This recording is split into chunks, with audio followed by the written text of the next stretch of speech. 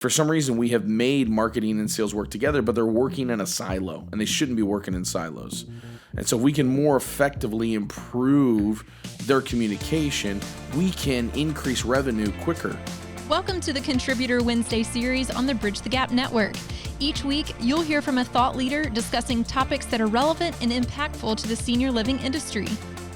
Welcome to Bridge the Gap Contributor Wednesday. I'm Chris Watson, and today we're going to talk about how to get marketing and sales teams to communicate more strategically so we can close more deals. Now, what we know is that marketing and sales have a unique relationship. And if you were to ask salespeople their feelings about marketing and asked marketing their feelings about sales, you would get a large array of answers. You might get answers like, yeah, sales just doesn't use our stuff appropriately. We send them so much collateral, so much good information, and they just don't understand the information we send them, so they don't know how to use it. Or sales might say, marketing doesn't even talk to customers. They don't even talk to prospects. They are giving us information and they don't really understand what we're doing because all they're doing is looking at the data and they're hoping that some inbound lead's going to come in and they send it to us. And this is in turn why we have issues, is because most of the time we have a marketing manager and a sales manager communicating, but we don't actually have people that are in marketing on the team and people that are on the sales team communicating often and effectively. Now, before you get upset, I hear many times that people say, oh yeah, our marketing and sales teams are communicating. Well, they might be, but are they doing it in a way that's helping you close more deals? Are they doing it in a way that's driving more revenue? Or are they doing it because their managers, their directors, their leaders are telling them that they have to? So I'm going to talk about three specific points underneath how we can get our sales and marketing teams to communicate more. The first one is we need to agree upon when someone is conversation ready. I attribute this to my good buddy Torlando Hakes, who is a CMO over at Folia. Congratulations, by the way, Torlando, if you listen to this, man.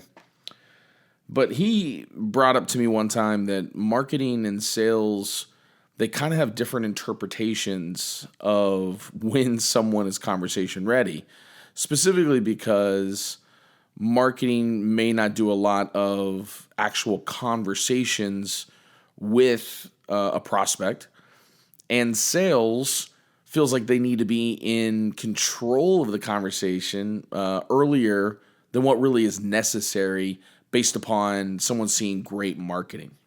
So we need marketing to understand that they have to give context to sales. They have to allow them to understand what the buyer's journey has been up to that point. They have to let them know, hey, this is what we were thinking when we put this here on this website for them to download and look at and click and view. And because they went through this path, then they most likely are trying to solve X problem. And so that's where we need to start the conversation. We need to grab the context. We need to make them feel like we are aligned with what the behavior is and what they've already done. Marketing has to give context to sales. Now, sales can't feel like they need to restart the journey, because when they do, when someone hops on the phone with them or sets a demo with them, and we start from scratch all over again, well, we've all experienced how that feels. I want to give you a metaphor. Imagine if you had been going to the same doctor for 5 years.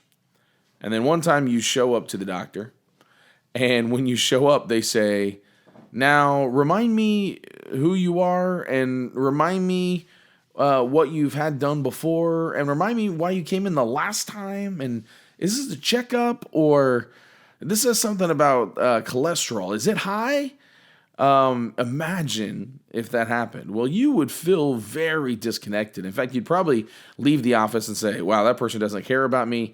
They don't even remember the last conversation we had. And I know they take notes, and for some reason it didn't get in the computer, and you would feel disoriented for a moment. You would feel like, yeah, I don't know if I want to return here. and you'd probably go and look up another doctor. Well, the same thing is happening to a buyer. I want you to imagine this buyer has gone to the website, has clicked through, has read some things, maybe downloaded some brochures, maybe even have gone to a free webinar, and now they show up as they schedule a demo. They start communicating to the salesperson. Salesperson says, "So, what made you schedule the demo?" Well, I've spent approximately an hour on your website, and I've downloaded 2 documents, and I flipped through all these pictures and said that, yes, I wanted to solve that problem, and I attended a webinar. Well, if they don't have that context, then sales starts the conversation from the start. Now, sales should be asking for the context. The sales should want to know what the journey is. So you can see now that if marketing doesn't give the context, and sales isn't intentional about wanting to know the context, then the content really doesn't matter. The communication that we're going to have isn't going to be effective. And eventually, the prospect feels extremely frustrated. So the first thing we have to do is we have to agree upon when someone is ready to have a conversation, that they have enough information, that they're to a place where now they need to have a conversation. And we need to give context to sales when that conversation occurs. And sales needs to be intentional about understanding what the buyer's journey has been up to that point. If that communication takes place, then these conversations, the sales cycles will shrink, and the conversations with your buyers will be at the perfect time where maybe, just maybe, the buyer is the one asking all the questions and not the salesperson. Because the buyer has already had many objections already overcome through the marketing materials, so that now when they show up, they're just asking questions of sales. Can the product do this? Will it do this? I know I read this. Can you explain this? And that's just so much easier for a salesperson to be an expert and to be a consultant at that point instead of feeling like they have to oversell. The second thing is account-based marketing. So if we were to think about that, if you are a company that can serve large organizations, then the truth is that you may be looking for who really is the decision maker, or maybe there's multiple decision makers. And so your marketing may be going out to multiple people, whether that be through web, whether that be through ads, whether that be through email, whether that be through a Vidyard or a Loom, video prospecting, or LinkedIn, direct messaging. Whatever your marketing plan is, your strategy, then there might be multiple people that are now interacting with the website, interacting with the content. And so we have to begin to look at those larger organizations as almost an account. You've probably heard of ABM, and if you haven't, I would suggest going to take a look at it. But we start looking at it as an account. And when we do that, and we think of all these leads and as not individual leads, but we now see them that all of these people within the organization that have different roles as one single account, it allows us to qualify that account more effectively.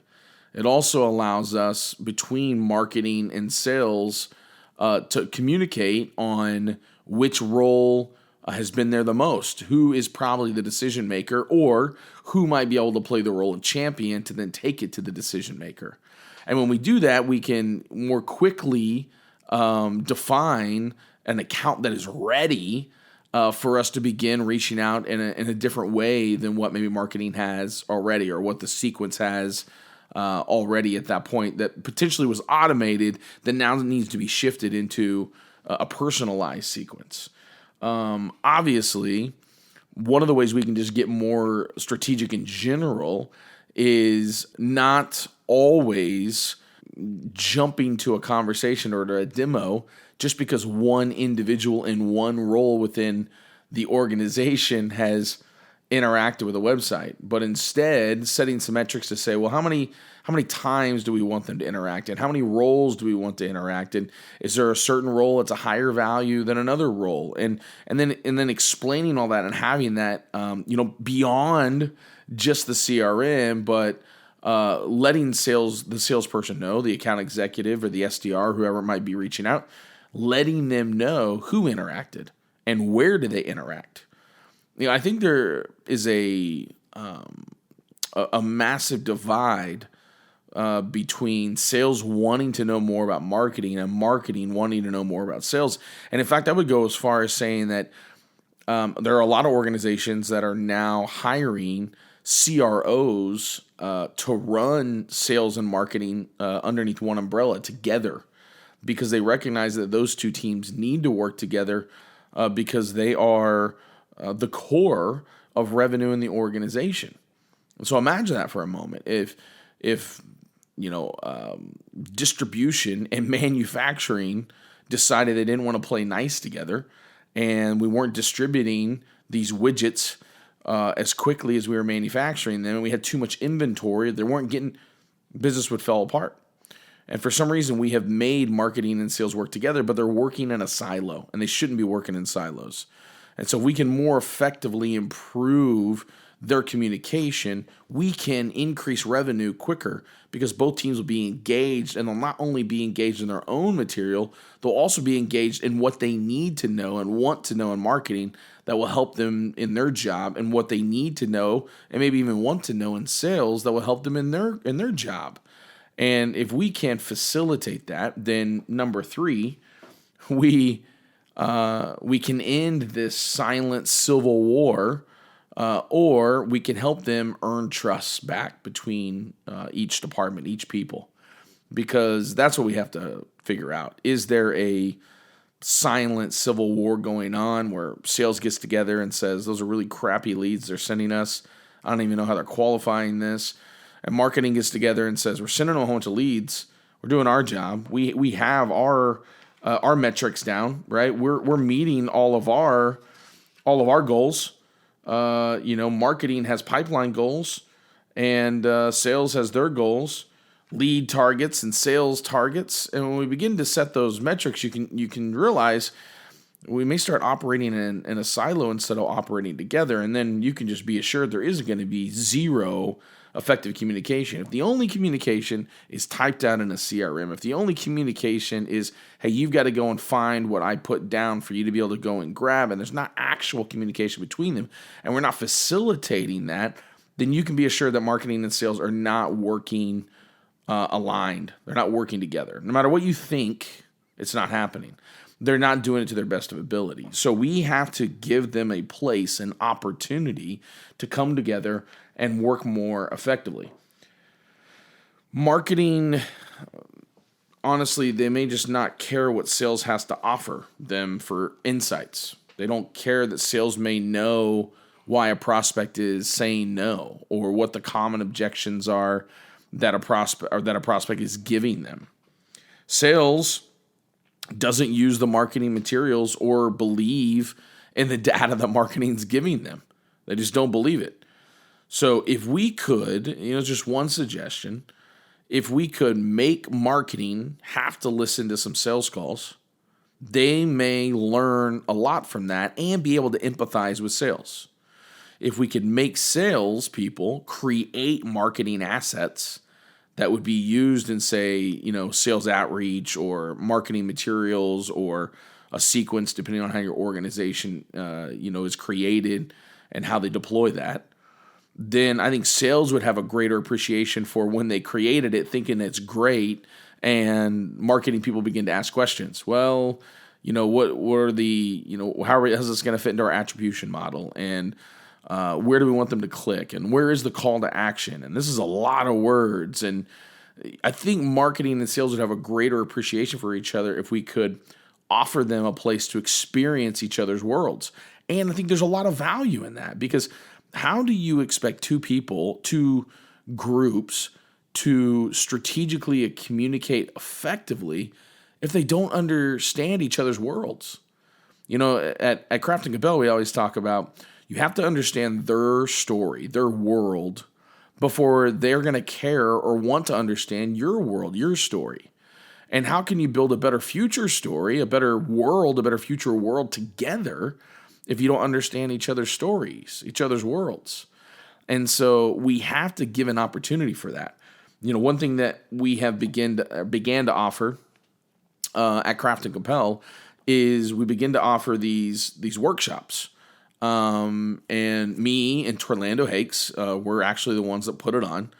And what we do is we go in and we teach organizations how to facilitate strategic communication between sales and marketing teams. And here's the best part. We go in, we teach the organization how to do this, how to facilitate this through an experience, and then they're able to then do it from that point on. And we recommend do this quarterly. Every time you're getting ready to roll out a new campaign or you're getting ready to roll into a new quarter, let's have a conversation about what are marketing's goals, what type of assets are they going to put out, what is the sequence they want to put out, what's the call to action. And then sales can say, well, hey, these are our goals. And now that we know your journey, this is how we're going to start our conversations. And this is how we can agree upon when an account is conversation ready, when they're qualified. If there could just be more agreement, more understanding, more discourse, then I promise that there will be a shortened sales cycle. There will be a much more engaged buyer, as well as a much more engaged marketing and sales team, because they're now working together and they're not working separately and they're not in a silo. And so what I would challenge you to think about, if you're in sales, go reach out to a marketing person within your organization and just ask a few questions. Go on your own company website, look at the marketing, see how it makes you feel, what it makes you think, and go ask a marketing person about it. Hey, I noticed you guys have an opportunity for them to click here and download this. Why do we do it that way? And if you're in marketing, go ask a salesperson, what are the common objections that you're getting? Or go ask somebody in customer management, customer service, and say, hey, why are we losing customers? Or do we ever ask our customers, like, how did this change your life when you bought our product or service? Because we can begin to use that messaging in our marketing. We need our teams, our departments to quit working in silos, and we need them to begin to strategically communicate with each other, because if we can create a narrative that goes all the way through and they're aligned, and if we can get them to more freely communicate without being told to do it, but more importantly, they want to do it because they see the advantages, that's when your organization is going to scale quicker. That's when your prospect becoming a customer then equals a referral and heavy retention for your customers. What I hope is you're walking away from here and saying, man, I need to create and facilitate an opportunity for my marketing and my sales teams and for all of my teams really in my organization to communicate more often. And I need to not tell, but I need to offer them, hey, this is how it's going to change. This is with a change in your world. Here's the better place. Be the guy, don't be the hero. Allow them to communicate, and you will reap the benefits in your revenue and in your engagement of your employees just by offering them that place to communicate more freely. Thanks for listening to this week's BTG Contributor Wednesday. Please connect with me at btgvoice.com. Thanks for listening to the Contributor Wednesday series on the Bridge the Gap Network. For a full library of episodes, visit btgvoice.com.